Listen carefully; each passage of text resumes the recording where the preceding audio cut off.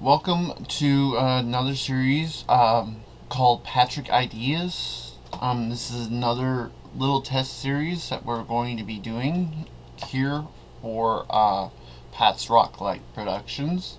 I know I said we were going to do some other ones. We're just trying some different ones right now, just to see which is better, which has more views, which you guys like the most. So this is Patrick's Ideas. And welcome to Patrick's Ideas. Now you'll see on my screen here, I have some metros, and I have the Wikipedia page up for Geo Metro. The reason for this is lately I've been thinking a lot about my old Geo Metro right there.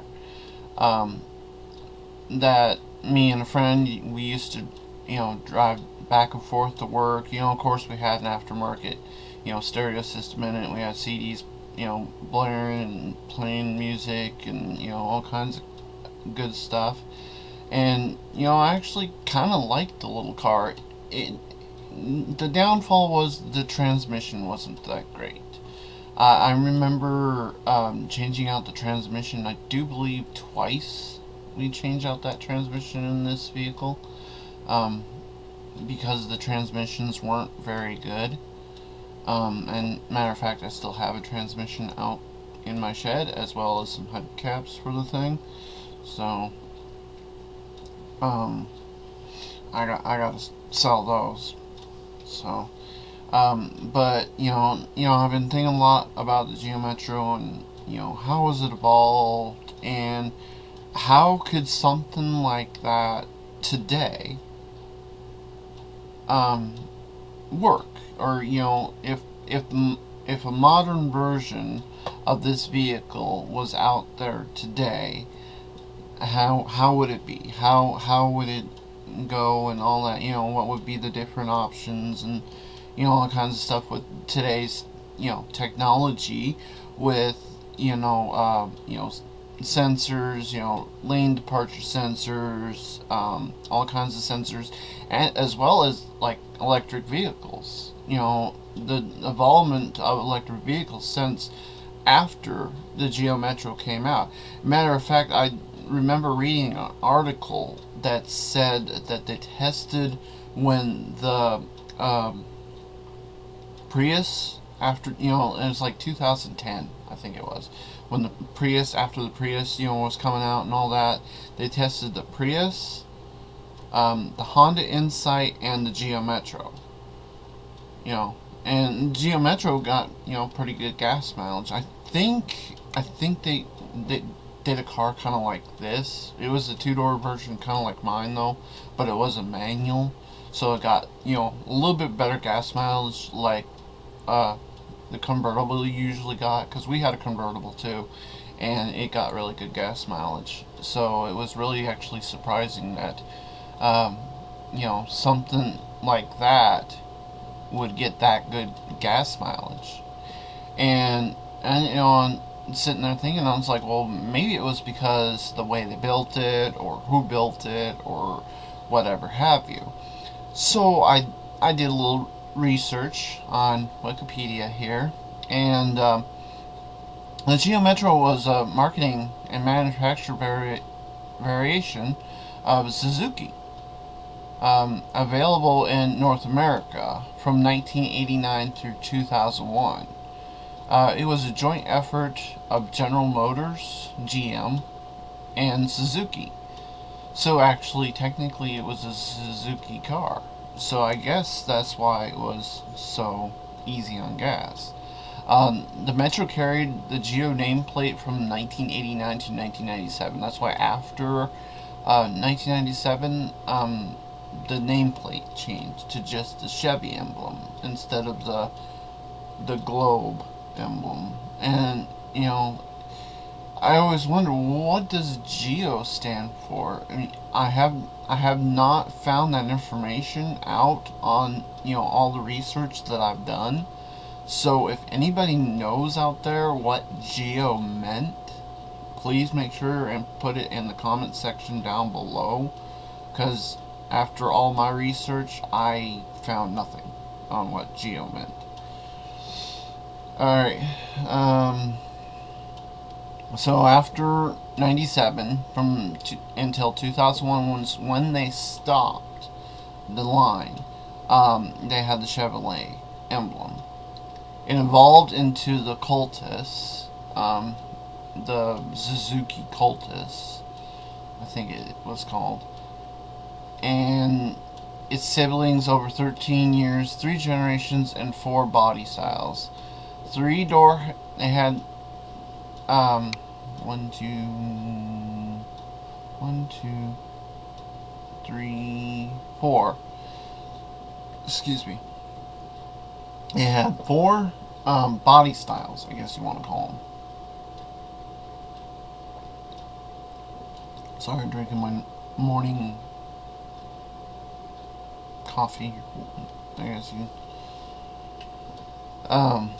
And was ultimately replaced in General Motors by a family of vehicles based on the Daewoo Calus, which is basically the Aveo. My mom had a Aveo. I don't have a picture of it. I probably do. It's on one of my other CDs. But my mom had a Aveo, and hers was the base model. I mean, it had no thrills, no nothing. And it seems to me it didn't get as good gas mileage as this. Because when I drove it, when Mom was still alive, when I drove it, it seemed like the Metro got better gas mileage than the Aveo, which is based off of the Daewoo Calus, or whatever it's called, however you say that word. Yeah, it seemed like Mom's car got probably 36 on the highway versus my Metro that got on the highway, it probably got like 38, I think. I remember thinking when I used to drive it in town back and forth to work, it seemed like it would last a month before it was even at half a tank. And then I'd fill it up. I never let any vehicle go past a half a tank. Very rarely do I ever let a vehicle go past half a tank.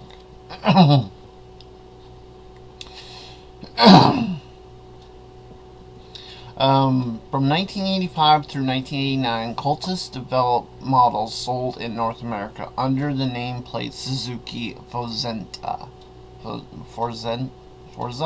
know. Suzuki Swift, Chevrolet Spirit, which I also had. I had a Spirit. To me, again, it didn't get as good gas mileage as the Metro. It seemed to get about average to me, which is about 32 to 35 on the highway. The Geo Metro, the Pontiac Firefly were sourced from Suzuki facilities in Japan. Again, so it was a Japan basically made car. Beginning in 1990, all North American M cars were produced at the Kami Automotive, a 50-50 joint venture between General Motors and Suzuki in Ingersoll, Ontario, Canada. Although Japanese production continued to source Canada-bound sedan models, Kami never reached its intended Metro, Firefly, Swift capacity. While at its peak, Canadian Swift, Metro, Firefly productions reached more than 100,000 vehicles. The number fell just to 32,000 in the year 2000. In response to the waning popularity of smaller automobiles in North American markets, Chevrolet Geo sold only 55,600 Metros in 1997, off from 88,700 the year before, in a 2004 Auto Week article. The chairman of Suzuki at the time called Kami a fishbone in his throat because of its low production. Beginning in the late 2003 as a model year 2004 car, the Daewoo Colossus, marketed variously as the Chevrolet Aveo, which was a car my mom had, Pontiac Wave, and Suzuki Swift Plus, effectively replaced the Metro Firefly, although the Aveo is more of a Daewoo Lanos replacement as opposed to the Metro.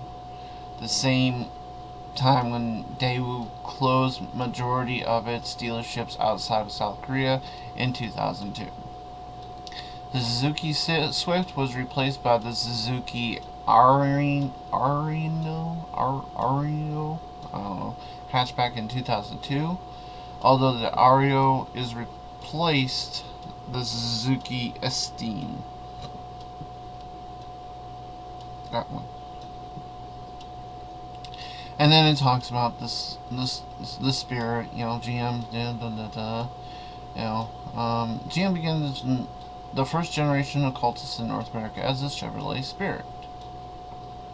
The car was also sold as a Suzuki Ponza and the Pontiac Firefly in Canada. The Chevrolet Spirit was sold only in the western United States until 1986, when nationwide sales in the U.S. commenced. In 1987, the Metro name first appeared on a model of the naturally aspired Chevrolet Spirit, the Chevrolet Spirit Metro.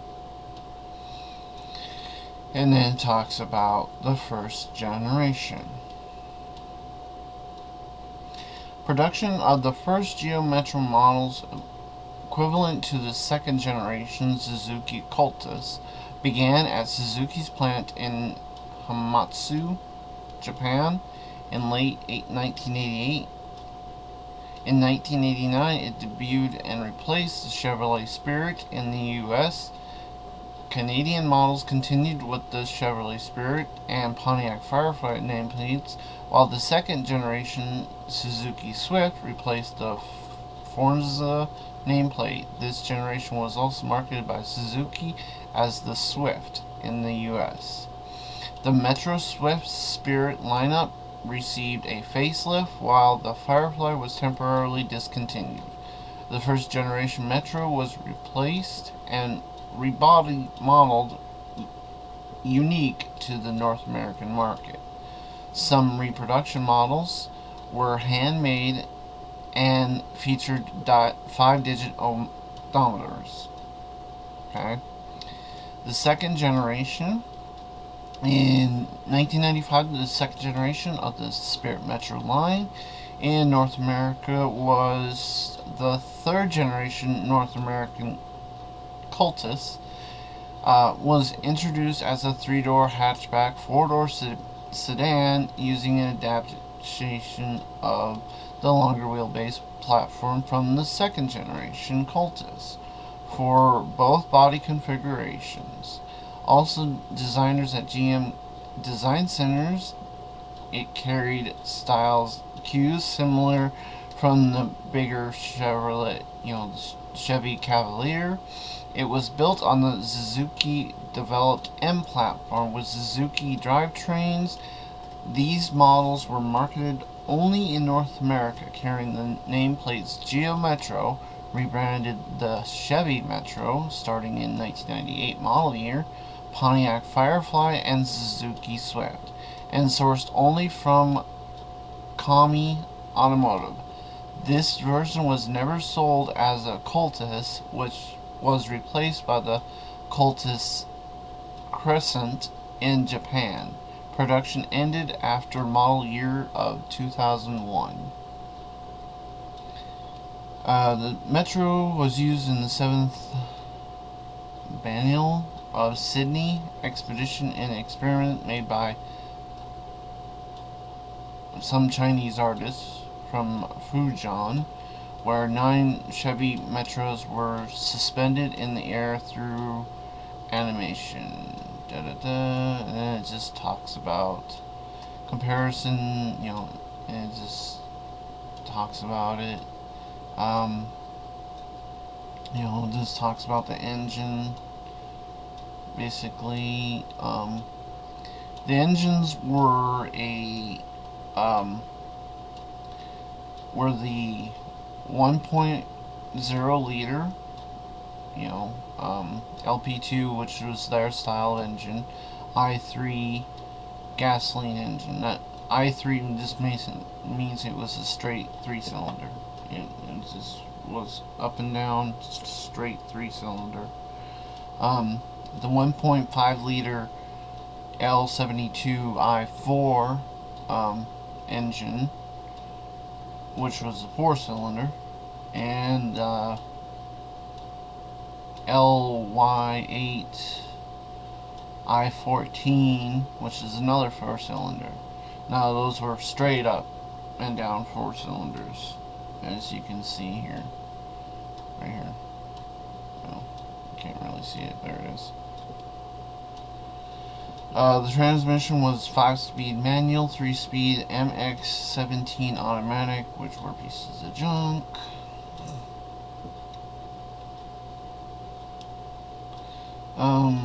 Yeah, just basically talks about the engine, the safety equipment, construction, crash zones, impact loads, daytime running lights, airbags. That was after the, in 1995, I think it said.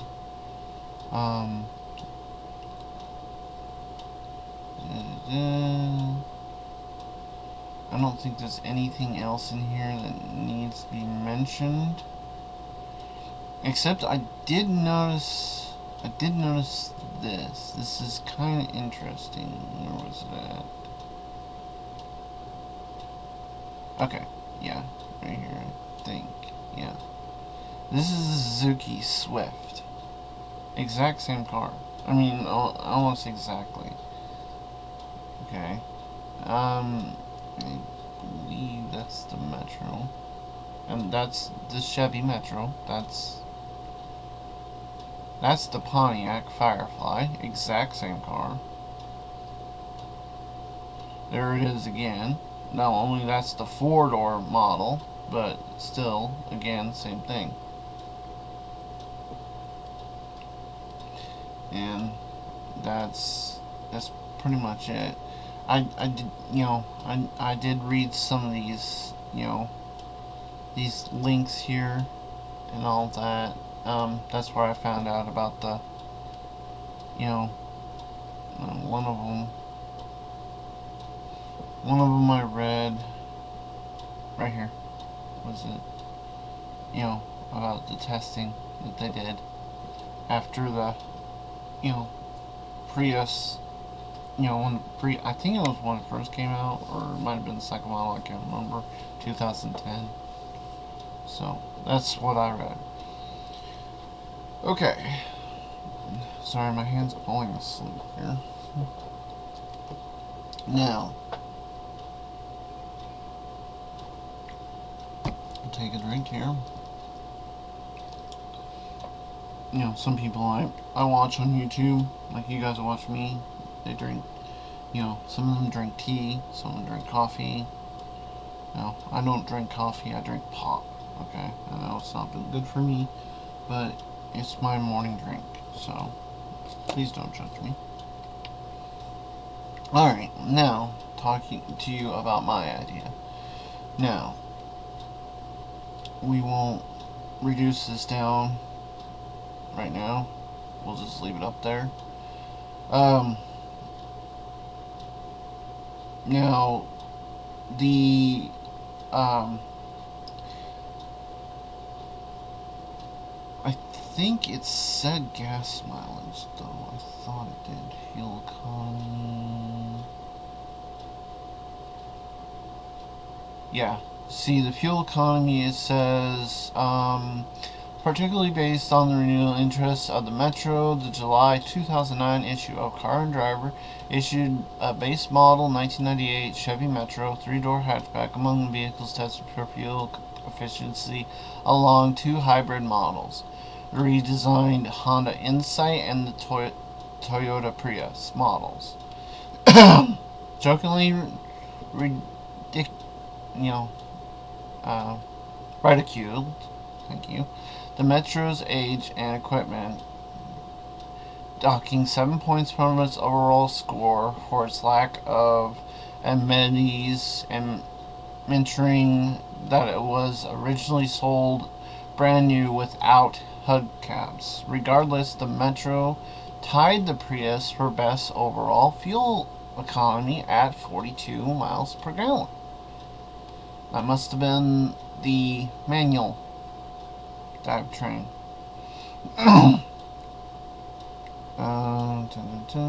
Yeah.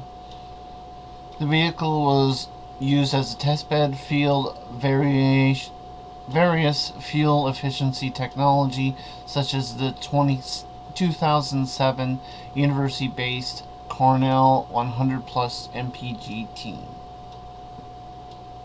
And I thought somewhere in here, I thought it said other MPGs. I thought it said, oops, sorry.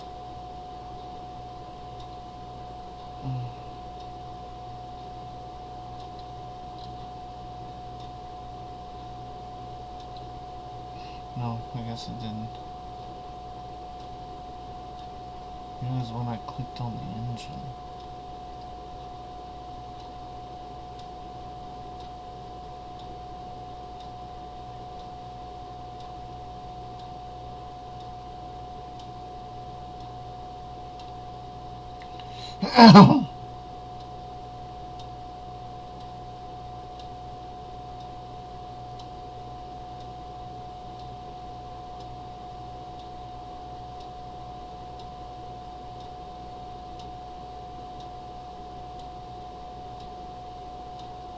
It says Geo Metro XFI model, which delivered as much as 58 mpg US, 70 mpg Imperial.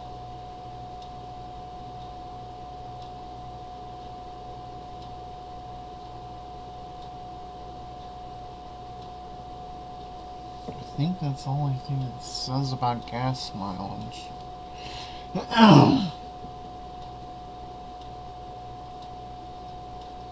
I think it is. Well, anyways, I know, I think I remember that if you had a manual car, we did have the convertible, which was manual.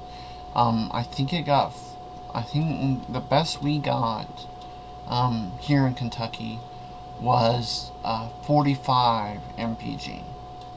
With the non-manual, the automatic, the 2-door hatchback, or as many people call it, the 3-door.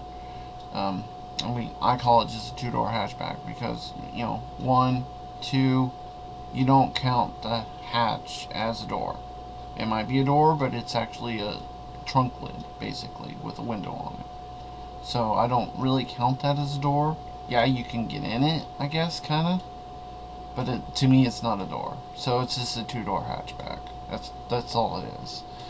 And I'm sorry for all you Britain folk out there. It's a 3-door hatchback. No, it's a 2-door hatchback, or 3-door hatchback, or whatever they call it. I can't remember. But no, sorry, it's a 2-door hatchback. And the back is not a boot. It's a trunk. Okay.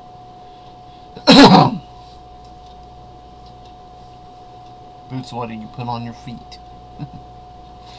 But anyways, I know this one right here got about, I think it got about 38 on the highway. I think we got the best we got, ours. In town, I think I remember getting 32 I think I remember getting 32 in town. And that's actually pretty good for a, an automatic that the transmission wasn't really the best. The convertible, you can only fit one friend.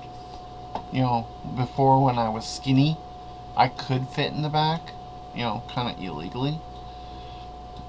But it was very, very tight.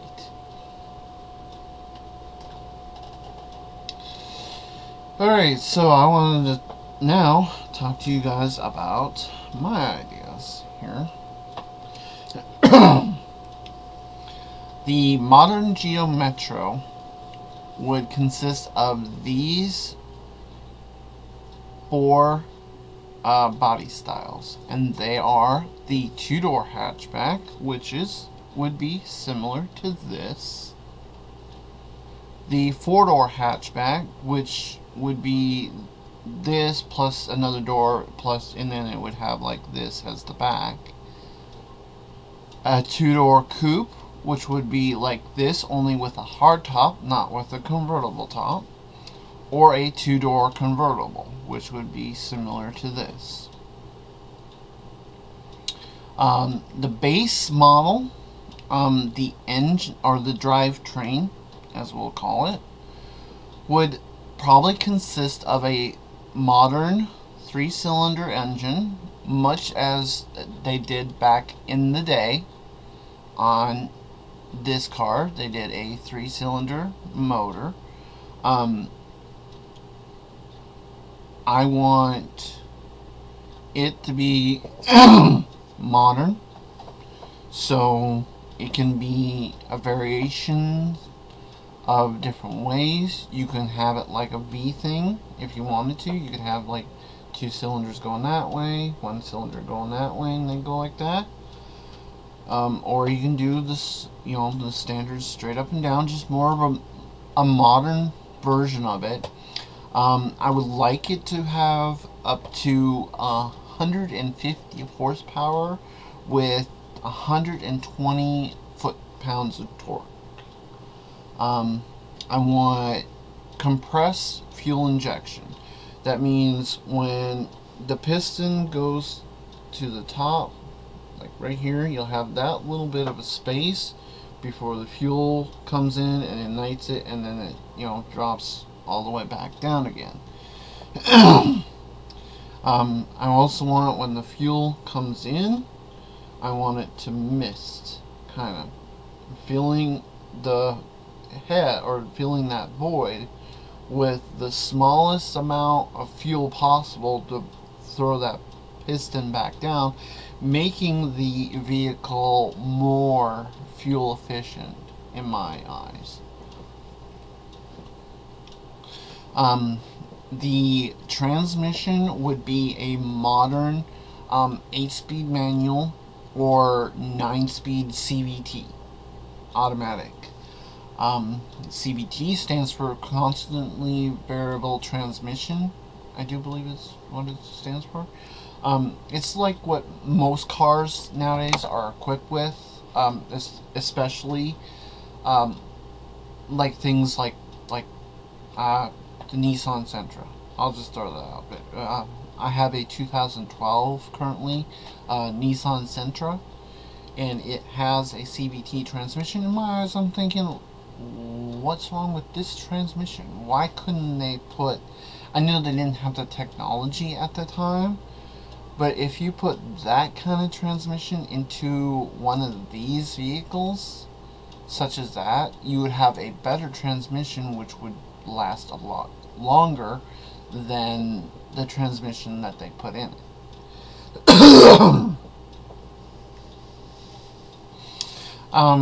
The interior of the base model would have, same thing as the standard Metro would have. It would have manual door locks and manual windows. It would have no safety systems whatsoever.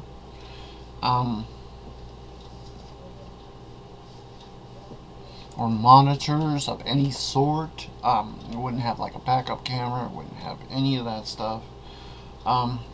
It would have standard airbags. that is per the law here in the U.S. Excuse me.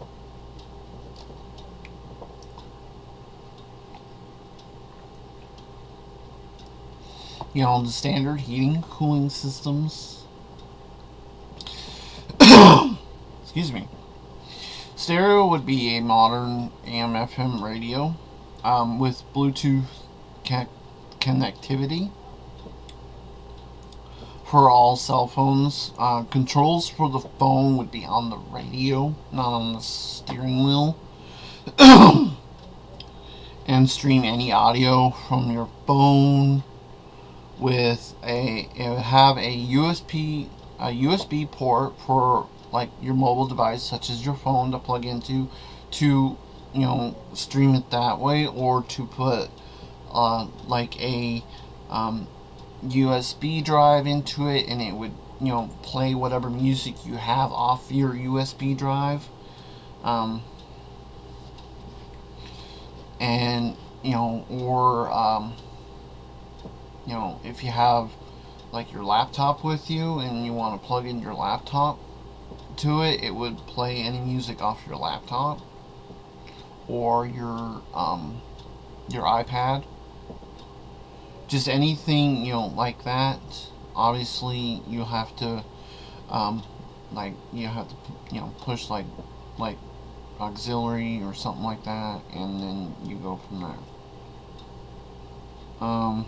It would also have a auxiliary port, the little headphone jack kind of like thing, for auxiliary players such as a Discman. I know, I'm old fashioned. Or an MP3 player, or anything of that sort. Any other auxiliary player, that would require that kind of jack. It would come with a standard key with no remote, no nothing, no thrills. You just get a standard, probably like a chipped key that you just put in your ignition and start it. The body and exterior, it would be like standard lightweight construction, just like the Metros back in the day were. I think they still use that same technology today. They're just I think they're just basically like unibodies. I think. It would just be standard lightweight construction materials that are used should be the lightest possible and as cheap as possible. That means, whatever the cheapest, strongest way to make the modern version of this would be, let's do it. Let's make a car like that. Let's do that. With use of 3D printed technologies too. I want to use as much 3D printed tech as possible. I want to be able to print out the parts like the window cranks, the door locks, some stuff like that. Some stuff that's small enough that it wouldn't be too expensive to use the 3D printer on to make the 3D printed parts. And when you buy the vehicle, you are given the software and the basically the schematics. I don't know what it's called, the files, I guess you want to call them, to make that part. So that way, 5-10 years down the road, you break a window crank and you're not trying to search junkyards or calling on wrecking yards to see if you can get that one part. You can simply, put a disc in or put a, flash drive in, load up the program. All you would have to do is buy a, like a 3D printer basically, and then just print it out. It'd be as simple as that. You just print it out, clean it up real good, bolt it back onto the where it came off of, and there you are. You know, you have a replacement part that basically costs you basic almost nothing except for whatever you paid for the filament for your 3D printer. You know, and that's probably like pennies on the dollar, and then whatever electricity you want to use if you want to look at it that way. I mean, that would be like paying, you know, if you would figure, you know, if you pay like $2 for one part, well, that's a lot better than going to the junkyard and paying 20, you know, or 10 at the least.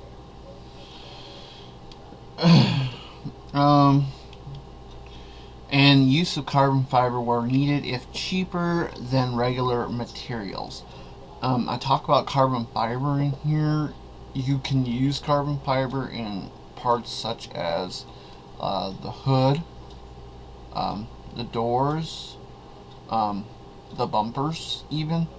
You know, where carbon fiber could be used, you could use it on these kind of vehicles since it is lighter and it is, you know, it is lighter. But the only problem with carbon fiber nowadays, carbon fiber is usually used on like high-end luxury sports cars, like the Lotus, the, you know, Ferraris, the stuff like that.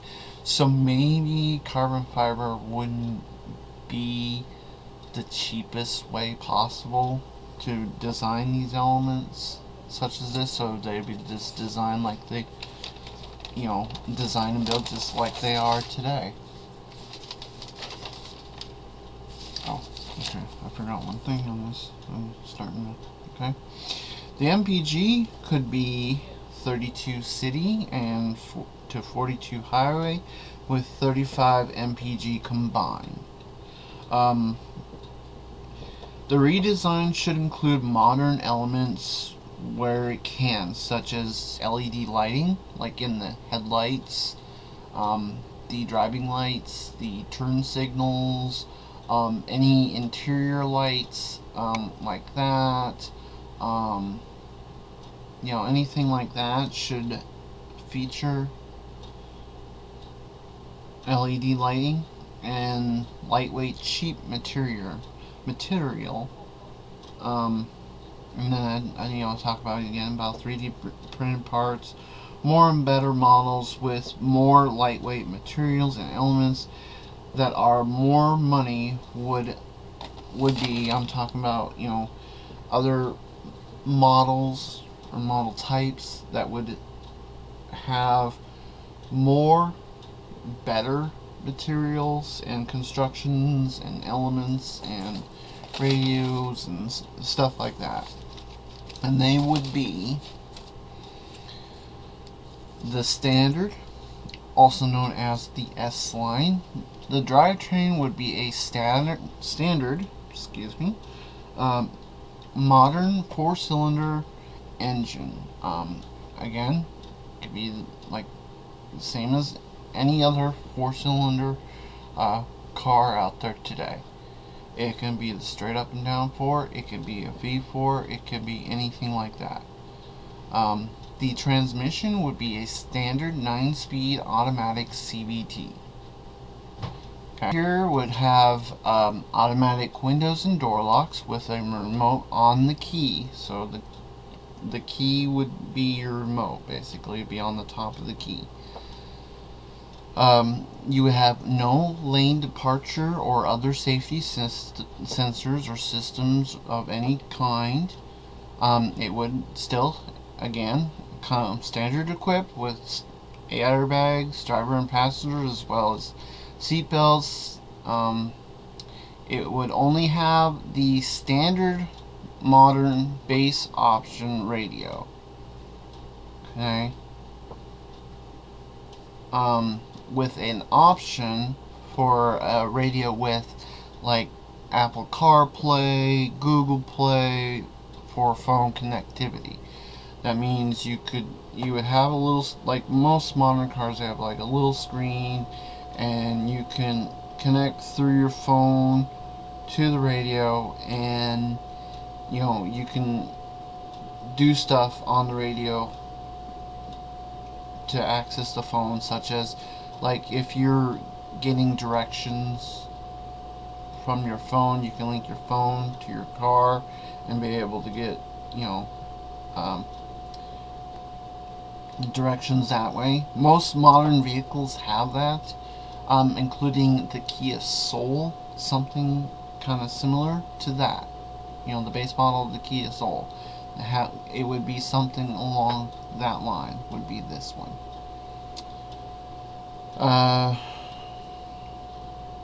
The body or exterior would be the standard lightweight construction, it's the same as the base. You could have more use of carbon fiber material if it is economically feasible. MPG of this vehicle would be 38 city, 45 highway, and 42 combined, depending on the options too. Obviously, if you get the 4-door hatchback version, I think I called it, then your MPG might be that. If you get the 2-door coupe or convertible, and if you get the automatic, you might get a little bit better, maybe. If you get the manual, you might even get even better. So I guess it would depend on what type of vehicle or what style of body you get. You can mix options from other models along the line. Example, you can have the engine of the base model, but power windows and locks from the standard. So you can mix and match all the different options from the other lines. The only ones you can't really mix and match would be like the sports line. Excuse me. Okay, which is next? The sports line, also known as the SL line. The drivetrain would consist of a high-performance 4-cylinder engine with up to 175 horsepower and 150 foot-pounds of torque. That could be up to. That's what we'd want it up to. Like most 4-cylinder, sports cars or kind of sporty-ish cars nowadays.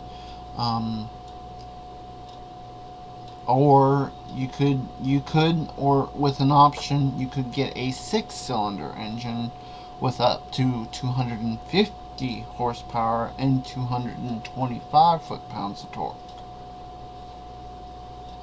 And that would be the option. That would be more the higher, like an SS model or something like that. It would be like a super sport, kind of like thing.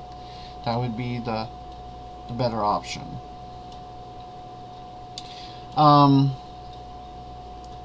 You would get as your transmission, you would get a high-performance 8-speed manual or a high-performance 9-speed CVT with manual shift options like they have on the steering wheels on most vehicles.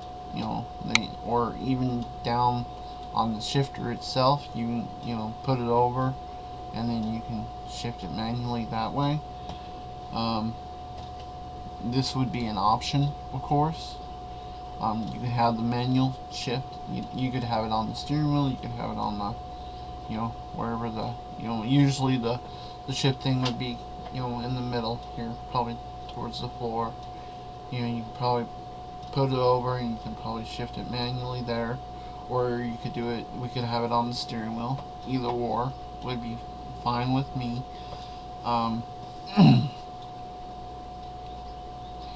That's where the thing is. Also, I want to really stress something on the interior of these vehicles. I want as much cup holders as we can.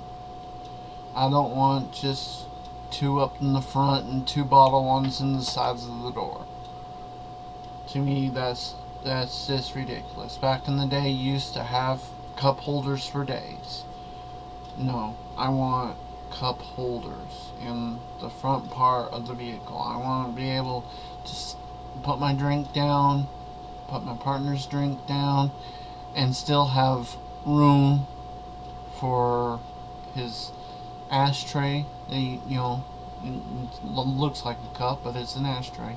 And put that into another one, and still have room for another one where he could, simply set his phone in, or I could set my phone in, or something like that.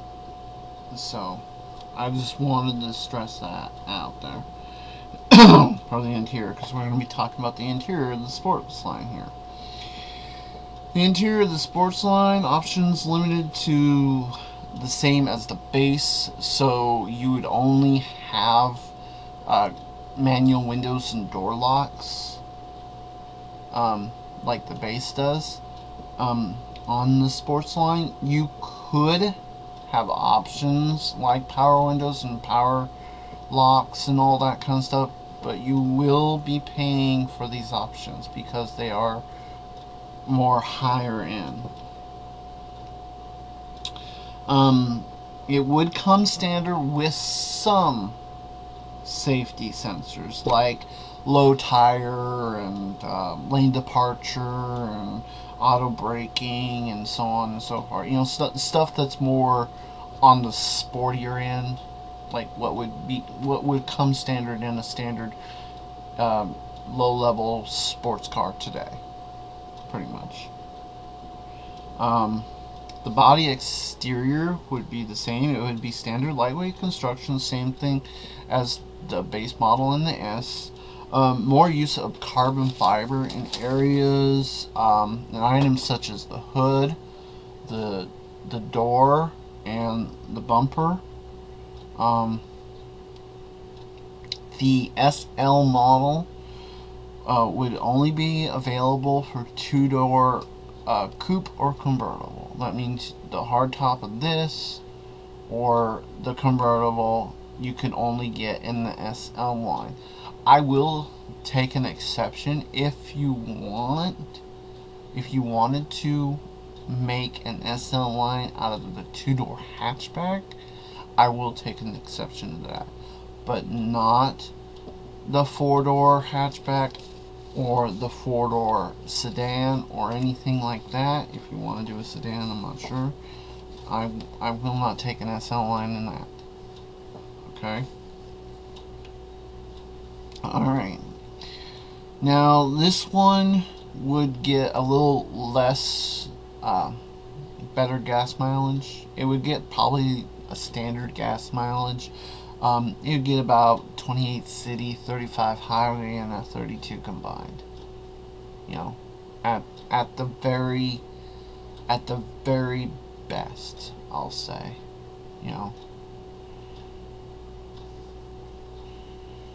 Okay, now we are going to talk about the hybrid lines, or also known as the H lines. The drivetrain would be a standard gas-electric hybrid engines like those found in most modern hybrids, such as the Prius, such as any other vehicle that has a gas-electric hybrid, like the Volt. I can't think of any others, but you get my drift. Most hybrids, that are gas-electric hybrids. You'll get a standard 9-speed automatic CVT. The interior options can be from, again, the other lines, as well as standard safety systems found in most modern vehicles. That means anything from the backup camera to automatic braking systems, lane departure systems, stuff like that. Whatever's found in most modern hybrids models will get those safety options. The audio system will have a GPS navigation system with Alexa. Now, the reason why I say that, I currently have, like I said before, I have a Nissan Sentra, and it has navigation, and we use it all the time. Anywhere we go, we always use that navigation. And most cars nowadays, unless you get a certain kind of model, do not have navigation built into the radio. And to me, that's just dumb. Because most people aren't going to stream, directions from their phone to their radio. Why not just get it right there in the radio? And the radio basically tells you, hey, turn right in 3.7 miles. To me that makes a lot more sense than you streaming it through your phone. And what if you lose signal? What if you lose internet? Then what? You're just SOL. To me that's just dumb. And the reason for I said with Alexa voice control, you can say, I don't have one in here, she might hear me in there, I'm not sure, but you can say, like, Alexa, start the Metro, and she would start the Metro. Or you could say, you could be in the car and you'd be driving down the road, and you can just simply just say, hey Alexa, what's the weather for tomorrow? And she would tell you through the system. Just because I like Alexa, I like the Amazon Echo Dots. This could be an option, but it would have voice control. So you can say, hey, you can be driving down the road, and you can just simply say, hey Alexa, call Eric, and then it'll call. Excuse me about that, my cell phone was ringing. I might have to divide this into two here. Okay, where was I? Yeah, we have Alexa voice control. So you can be driving down the road and you can just say, hey Alexa, call so-and-so, and she would do that. It also have keyless entry with push button start. There would be a backup start with the valet key, as it's called, on the steering column. So you'll have the push button usually on the dash somewhere, like by the steering wheel, but then you'll have a backup on the steering wheel column for your valet key. So that way, if the key goes back, or the wireless key goes bad, you simply have that backup, so you can still get in your car, you can still start your car.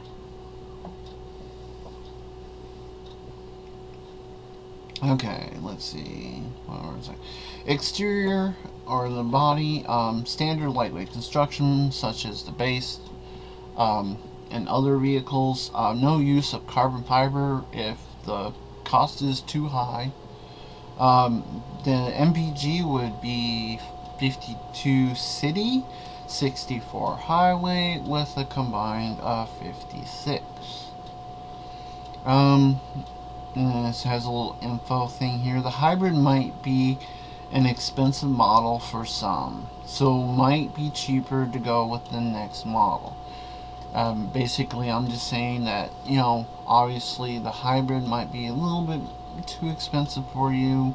You could go, if you wanted the benefits of an electric vehicle, but you're concerned about, running out of electricity basically, and you won't have a place to go charge it basically, but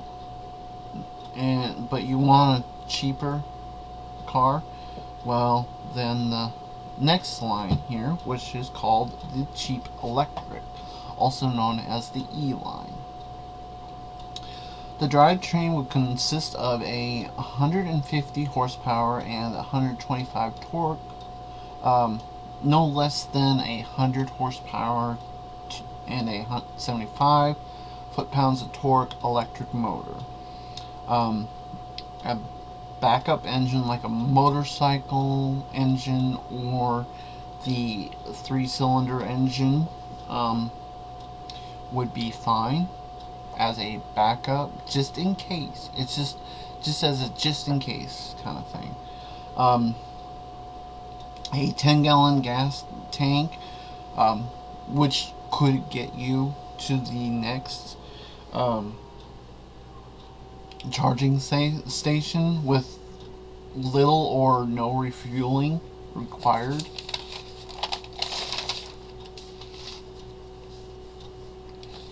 Yeah, that might be alright. The transmission would be a standard 9-speed CVT. The interior would just come standard. You could get it with options. It'll come automatically with options from the baseline. But you can get options from the S line to the H line with the prices to match. Obviously, if you get just a plain base electric, it's going to be pretty cheap. With the, no frills, automatic, or, manual windows and door locks, and all that. Also, I want to mention all these vehicles will come standard with cruise control. I just want to throw that out there. So they will, all of these will come with cruise control. We had this model here, and it did not come standard with cruise control. My partner went to North Dakota one time in it, and his foot began to go numb, trying to control it with your foot. So he put an aftermarket cruise control system in it. So I would, I'm gonna throw that out there. Every vehicle in these lines will come standard with cruise control. Okay.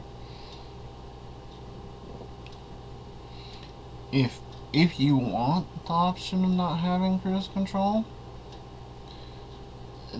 that will be an option, but we will highly stress against it. Okay. Alright, oh, body exterior would be standard lightweight construction, just like the other ones. Everything else would be the same. I put MPG on here.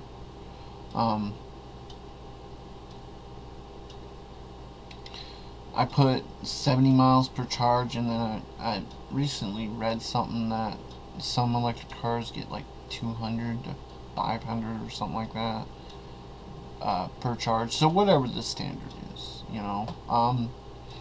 whatever the standard would be for, obviously the more longer, I guess, the body, the more battery power it has, I guess.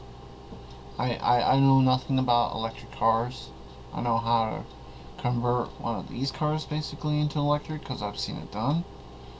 But I guess the longer the vehicle would be, the more battery power. So obviously if you got like this version, which would be a shorter wheelbase, your miles per charge might not be as much as, let's say, this one, or even the 4-door version. That's what I'm guessing. But you would get approximately 40 mpg with in the city if you needed to, with the electric or with the gas engine. If you needed to, you get 50 mpg on the highway if you needed it. Again, the gasoline engine, with a combined of 42. Alright, now the electric sport, also known as the ES. The drivetrain would be a 200 horsepower, 175 foot-pound of torque, electric motor. It would have a 9-speed automatic CVT transmission with manual shift option, just like the other Sport was. Interior would be standard with the options from the SL line. Same thing with the SL line with options again from the other lines. The body exterior would be standard lightweight construction. You would have, carbon fiber again in the hood, bumper, the doors, stuff like that. The MPC or the MPC or whatever, depending on what you use it for, again, would be standard if if you just driving around just from point A to point B. But if you're driving it like a sports car, you could get less. I put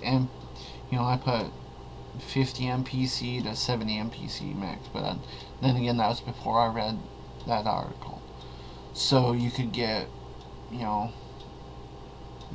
200 maybe at the least, and maybe 500 at the most, let's say.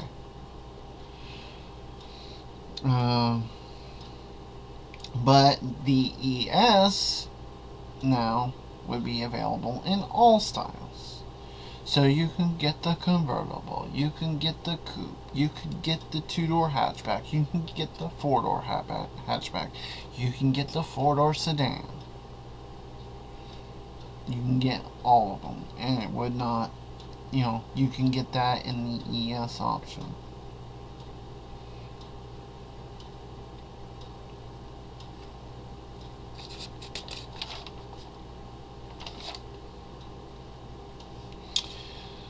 Alright. Alright. Or the electric standard, or also known as the ES. The drivetrain would be just a simple electric engine. Just whatever standard electric engine is out there today that most vehicles use. Like, what is a modern electric vehicle? I'm thinking of the Leaf, but that isn't really too modern. Trying to think. Like the Soul E, I guess. I think it's the E model of Soul that's just electric, I think. Trying to think what other models out there that comes just standard with an electric engine.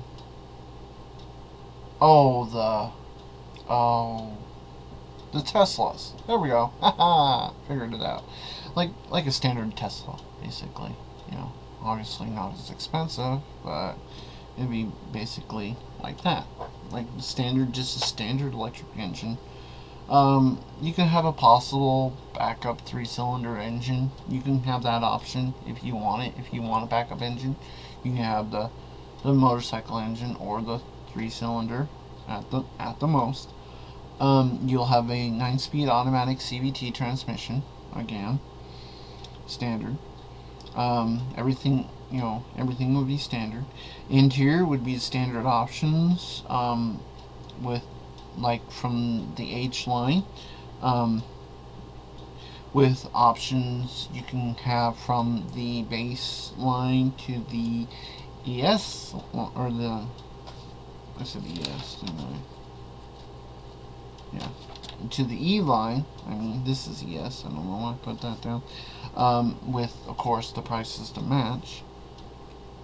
And the body exterior would be standard lightweight construction, much found in most modern day vehicles.